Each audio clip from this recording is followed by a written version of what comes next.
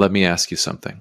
What would you do if you discovered that the grave you've been crying over might be empty? Welcome back to Dad's True Revenge. Grab your snacks, get comfortable, and remember, the people in these stories had every chance to behave themselves. They just chose wrong. Drop a comment and be sure to subscribe. You're going to love it here. I'm a 58-year-old retired high school history teacher from Columbus, Ohio. I coached Little League on weekends.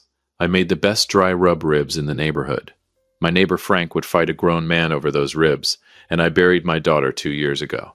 Or at least, I thought I did. Sabrina, my firstborn. 31 years old, bright as a new penny, stubborn as a rusted bolt. She got that from her mother, Ashley, who will argue with a stop sign and somehow make the stop sign feel bad about itself. Sabrina had this laugh that could fill a room and then spill out into the hallway. The kind of laugh that made strangers turn around and smile without knowing why. She died, supposedly, on a Tuesday. Cardiac arrest, they said. Young, healthy women have hearts that just stop sometimes. That's what Rob told us. That's what the death certificate said. And because grief will make a rational man abandon every instinct God gave him, I believed it. Rob Anthony, my son-in-law. You know how some people walk into a room and the room gets warmer? Rob walked into a room and your wallet got lighter. I never trusted that man. Not from the first Sunday he showed up at our dinner table cutting his steak with the wrong knife and complimenting Ashley's cooking a little too enthusiastically. Nobody compliments Ashley's pot roast that much, unless they want something. But Sabrina loved him, and when your daughter looks at a man like he personally hung every star in the sky, you learn to smile and pass the mashed potatoes. So when she died, and Rob showed up at our door looking like a man auditioning for the role of grieving husband, I did what fathers do. I stepped up. He'd lost his job months before the funeral. Convenient timing I filed away in the back of my mind, but never opened. Sabrina had been the breadwinner, so every Friday I drove to that man's apartment on Birchwood Avenue, knocked on door 4B, and handed him $600 in cash. Every single Friday. Ashley thought I was being generous.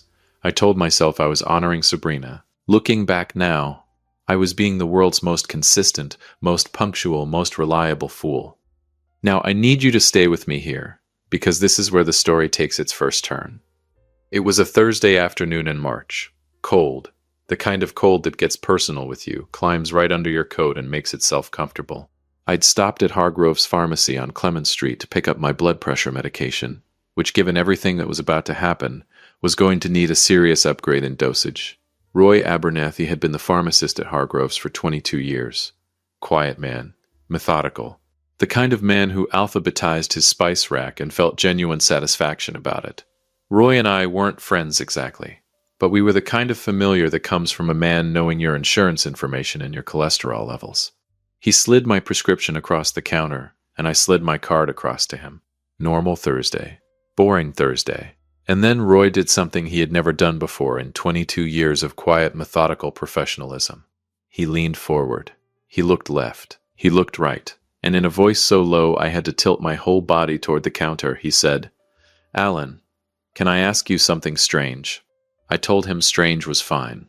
He pulled up something on his computer screen and then turned the monitor just slightly, not enough for me to fully read it, but enough for me to see it was a prescription record.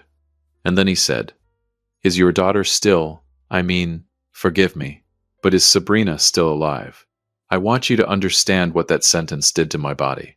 My heart didn't skip a beat. It stopped, looked around in confusion, and then started beating in the wrong rhythm entirely. I gripped the edge of that pharmacy counter like it owed me money. I told him slowly, very slowly, that Sabrina had passed away 2 years ago. He knew that. He'd sent flowers to the funeral home.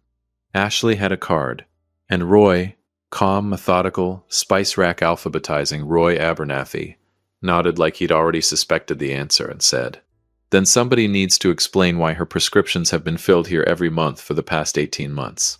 Stop. I need you to sit with that for a second. 18 months. My daughter had been dead for 24 months, and for 18 of those months, someone had been walking into that pharmacy presenting her insurance card and picking up prescriptions in her name. I asked Roy who was picking them up. He shook his head and said he couldn't tell me that. Privacy laws. But what he could tell me, and this is where Roy Abernathy quietly became my favorite human being on the planet, was that something about the death certificate on file didn't sit right with him. He'd seen the record flagged once when the insurance company had questioned a claim. Just a routine thing. But Roy had looked at the certificate himself, the way methodical men look at things that don't quite line up. He said, "Alan, I'm not a documents expert, but I've processed enough records in this job to know when something looks off. The certificate on file, the seal, the registrar's signature, something about it just doesn't match the county format I've seen 1,000 times." I drove home in complete silence. Ashley called me twice. I let it ring. I was having a conversation in my head that I wasn't ready to have out loud yet. Because here is the thing about grief that nobody tells you. Grief is a negotiation. You spend the first months bargaining with reality. Maybe it didn't happen. Maybe there's a mistake. Maybe, and then eventually you surrender. You accept. You rebuild your life around the absence of that person like a house built around a missing wall. You compensate. You adjust. And someone, some cruel, deliberate, calculated someone, had been standing outside that house, watching me compensate and adjust and collecting $600 a week. While they did it, when I finally got home, Ashley was in the kitchen. She took one look at my face and put down her coffee mug. She asked me what happened. I sat down at the kitchen table, the same table where Sabrina used to do her homework, where she once spilled an entire bowl of cereal and blamed it on the cat we didn't own. And I looked at my wife of 34 years, and I said, "Ashley, I need you to tell me everything you remember about the day we identified Sabrina's body." The color left her face so fast it was like watching someone turn off a light. She whispered, barely a whisper. She asked why. And I said, "Because I'm starting to wonder if we identified the right person." Ashley's coffee mug hit the floor. Neither of us moved to clean it up. And somewhere across town, on Birchwood Avenue, in apartment 4B, Rob Anthony's phone was about to start ringing. If you've made it this far, do us one quick favor. Subscribe. A lot of people watch without ever doing it, but it costs you nothing and means everything to us. Thank you, genuinely. They say the truth has a smell, like something left in a closed room for too long. You don't notice it at first, but once somebody cracks that window open, you can't unsmell it. You can't close the window back, and you absolutely cannot pretend the room was ever clean. Roy Abernathy cracked my window on a Thursday afternoon. By Saturday morning, the whole wall was coming down. I didn't sleep Friday night, not a single minute. Ashley and I sat at that kitchen table until 2 a.m., going through every memory of those awful days surrounding Sabrina's death, like two detectives who'd been handed a cold case and a pot of decaf. Ashley cried twice. I didn't cry at all, and if you knew me, you'd know that was the most alarming sign of everything. Alan Whitmore cries at insurance commercials. Alan Whitmore cried at the end of a nature documentary about sea turtles. Alan Whitmore was not sitting dry-eyed at 2 a.m. unless something inside him had shifted from grief into something much colder. Ashley kept saying, "But we saw her, Alan. We saw her at the funeral home. We identified her." And I kept coming back to the same thing, the thing that had been scratching at the back of my skull since the pharmacy counter. Did we, though? Or did we see a woman, in a casket, who Rob told us was our daughter? And we believed him, because what kind of monster would lie about that? Ashley went very quiet. Then she said, "The casket was closed at the service." I know. Rob said she wouldn't have wanted people seeing her that way. I know. We only saw her at the funeral home for about 4 minutes. You could barely look. I was hysterical. Rob handled everything. I know, Ashley. I know. Saturday morning, 9 a.m., I called my buddy Terrence Walsh, retired cop. Columbus PD for 26 years, the kind of man who'd seen enough of human nature to be permanently unimpressed by it. Terrence fished on weekends and spoke in short sentences and was exactly the person I needed at that moment. I told him everything. The pharmacy, the prescriptions, Roy's concern about the death certificate, the Friday payments to Rob. All of it. There was a long pause on the line. Then Terrence said, "How much have you given that man total?" I did the math right there on the phone. 52 weeks times 2 years times $600. $62,400. Another pause. Terrence said, "Alan." He said, "No, Alan, I don't think you do. Because what you just described to me isn't just suspicious. What you just described has a name. Several names, actually. And none of them are good." Quietly. He knew someone at the county registrar's office who owed him a favor. The kind of favor that gets paid back on a Saturday morning without paperwork. He told me not to call Rob. Not yet. Not to tip anything over until we knew what we were actually looking at. I agreed. Then I drove to Birchwood Avenue anyway. I know what Terrence said, but I want you to understand something about being a father. Logic is a daytime thing. It works fine between 9 a.m. and 6 p.m. But somewhere around the time the sun goes down, and you're sitting in a dark car outside your dead daughter's husband's apartment building, logic clocks out, and something much more primal takes over. I sat in that car for 40 minutes, watching the entrance. Second-floor lights in 4B were on. I could see the blue flicker of a television through the curtains. And then, I want you to prepare yourself. The door to apartment 4B opened. Rob stepped out onto the small balcony, jacket on, keys in hand, going somewhere on a Saturday morning like a man with absolutely nothing to hide. I slid down in my seat like a teenager sneaking past curfew. $62,000 later, and I'm hiding from this man in my own car. The indignity alone was enough to raise my blood pressure 6 points. Rob got into his silver Honda Accord, bought, I now realized, probably on my money, and pulled out of the lot. I followed him.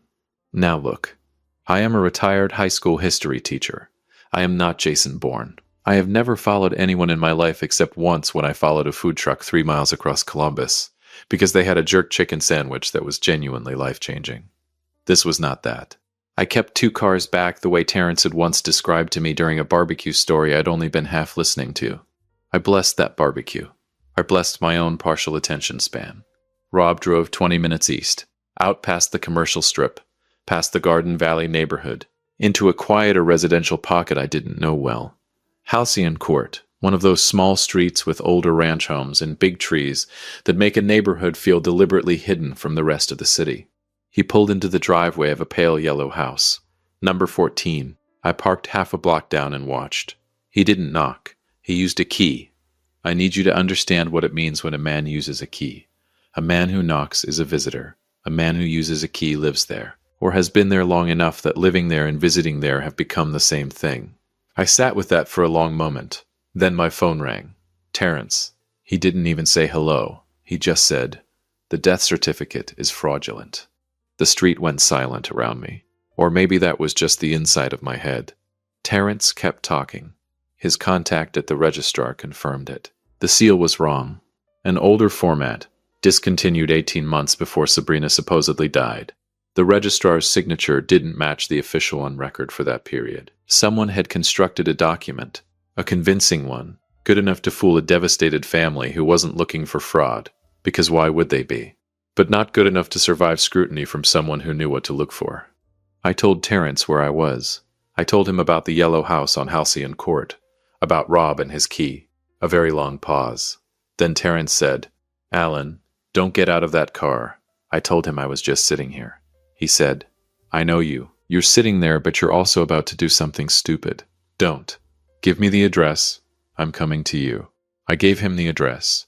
I kept my eyes on the yellow house. And I need you to stay with me, because this moment right here is the moment my entire world split cleanly in two. A light came on in the front room of number 14, and in the window, just for a moment, the silhouette of a woman passed across the curtain. A woman with a particular way of moving, a particular tilt of the head, a particular way of pushing her hair back with her left hand that I had watched every day for 31 years. Every hair on my body stood up, because I knew that silhouette. I had watched that silhouette learn to walk, learn to ride a bike, walk across a graduation stage, walk down an aisle toward Rob Anthony while I stood at the front of a church trying not to completely fall apart. My hands were shaking so badly I could barely hold the phone. I called Ashley. She picked up on the second ring, and before she could say a single word, I said, "Ashley, Sabrina is alive." The sound my wife made in that moment is not something I will describe to you. Some sounds are too private for a story. Some sounds belong only to the people in the room, or in this case the people on the phone, and nowhere else. What I will tell you is this. Across town, Terrence Walsh was already in his car. Half a block away, in a pale yellow house on Halcyon Court, my daughter, my living, breathing, deliberately hidden daughter, was moving around a kitchen like a woman who had absolutely no idea that her father was parked outside. And inside my chest, grief and fury and something that felt dangerously close to joy were fighting the kind of battle that doesn't have a clean winner. If you've been listening for a while and want stories like this to keep coming, it really helps if you hit that like button and subscribe. 97% of people never do, but it's what keeps this whole thing running. So thank you for real. There is a particular kind of anger that doesn't shout, don't throw things, doesn't pace the floor or slam doors. It just sits inside your chest like a stone that keeps getting heavier with every breath you take. Quiet, settled, absolute. That was the anger I carried up the driveway of 14 Halcyon Court. Terrence had arrived 7 minutes after my call. He'd pulled up behind my car, walked over to my window, taken one long look at my face and said, "Alan, I need you to promise me you're going to let me do the talking." I told him that was fine. He said, "I need you to actually mean it this time." I told him I meant it. We both knew I didn't mean it. Terrence knocked. 3 sharp, professional knocks. The kind that announce without apologizing. The kind that say someone who knows things is on the other side of this door.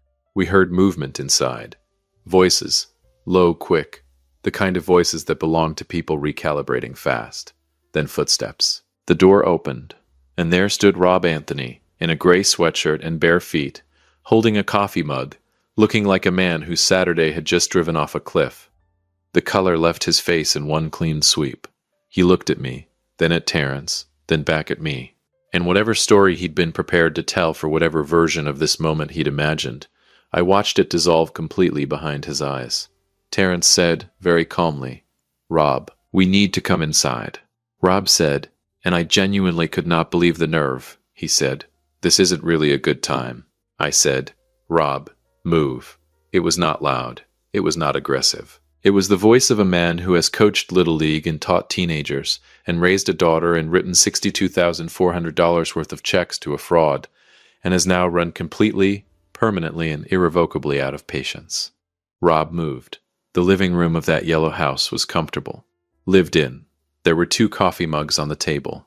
Not 1. 2, and a throw blanket on the couch arranged the way blankets get arranged when someone was just sitting under it. There were photographs on the shelf, turned face down in a hurry that was so obvious it was almost insulting.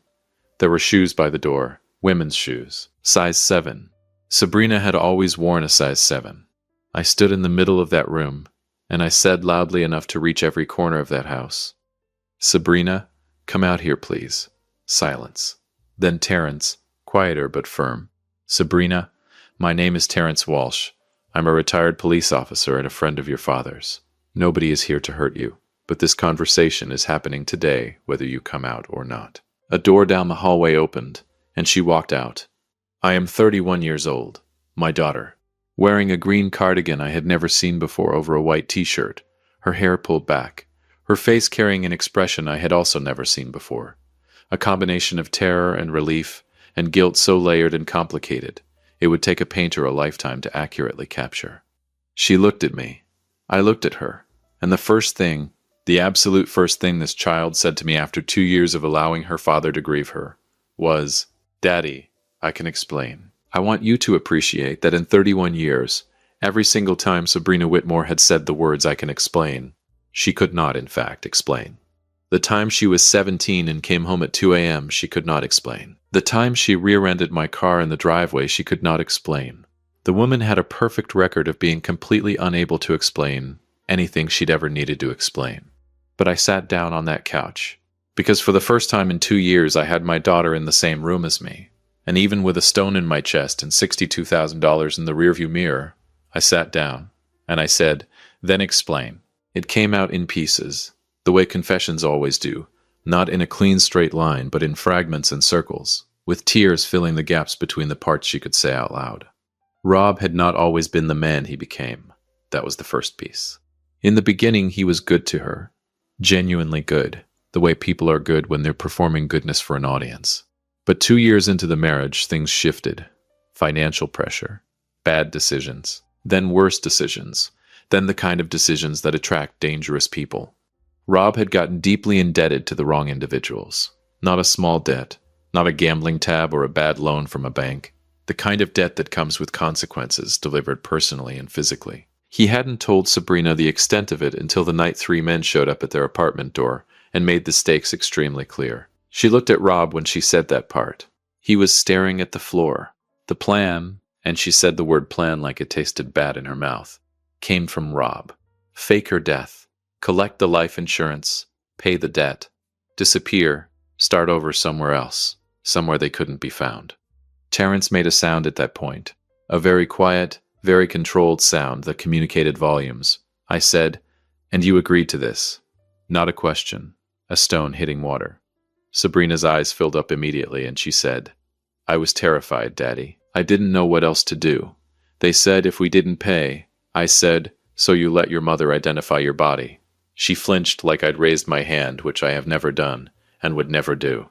But the truth landed on her exactly like that. She said, barely a whisper, "It wasn't my body. It was Rob arranged. There was a woman, a Jane Doe from the county. She had no family."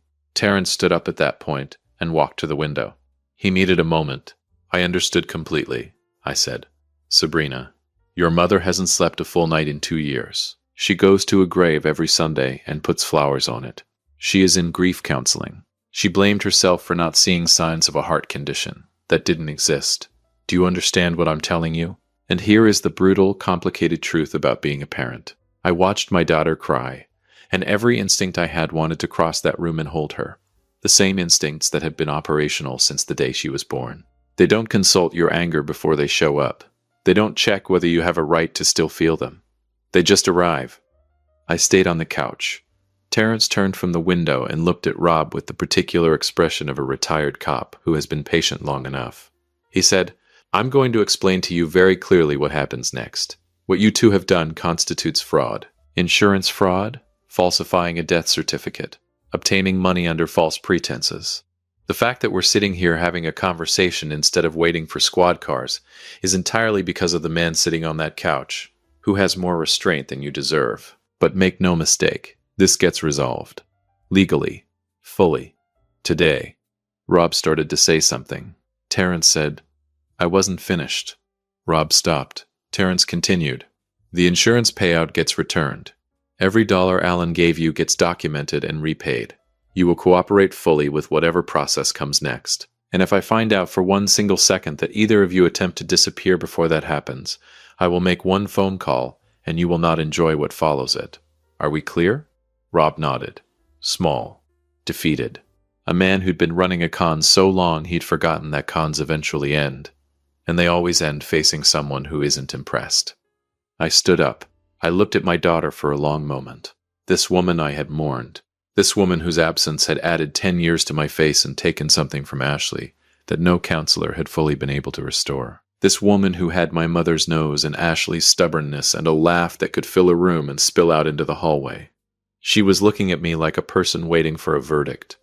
I walked across the room, and I held her, because she was my daughter, because she was alive. Because 2 years of grief will make even a wronged man prioritize presence over pride in the moment when presence is suddenly, inexplicably, miraculously available again. I held her, and she shook, and I said nothing for a long time. And then I stepped back, held her at arm's length, looked at her face, and I said, "When we get home, you are going to sit across from your mother at that kitchen table, and you are going to look her in the eye, and you are going to explain every single thing. Not to me, to her. Do you understand?" Sabrina nodded, still crying. I said, "And then, eventually, after a significant amount of time during which you will be doing a great deal of apologizing and a great deal of listening, we are going to figure out how this family moves forward." I picked up my keys from where I'd set them on the table. I looked at Rob one final time. I said, "As for you, Terrence will be in touch. I have nothing else to say to you today, because the things I actually want to say to you are not appropriate for a Saturday morning." Terrence coughed in a way that was definitely a laugh. I walked out of that yellow house on Halcyon Court and stood on the driveway in the March cold, the same cold that had been personal with me 2 days ago. It felt different now, less hostile, like weather instead of a punishment. I sat in my car. I called Ashley. She picked up immediately and said, "Alan, what's happening?" "You've been gone for hours. I've been sitting here." I said, "Ashley, put on your coat." She said, "Why?" "Alan, what?" I said, "Just put on your coat. I'm coming to get you. There's someone I need you to see." A pause. And then my wife of 34 years, the woman who argues with stop signs, who cried every Sunday at a grave, who made a pot roast that Rob Anthony had complimented with criminal insincerity, said, in a voice so small and so enormous at the same time, "Is it her?" I started the car. I said, "Put on your coat, Ashley." Some answers don't need words. She knew. And 3 miles across Columbus, in a pale yellow house on a quiet street, my daughter was sitting on a couch waiting for the most important conversation of her life. The grave was empty. The girl was found. And Alan Whitmore, retired teacher, neighborhood rib champion, world-class fool for $62,400, drove toward the most complicated, most painful, most inexplicably beautiful moment of his 58 years on this earth. If you like this story, join our community by hitting that like button and subscribing for more real, raw, and family-centered stories. And as always, thank you for being a part of this sphere.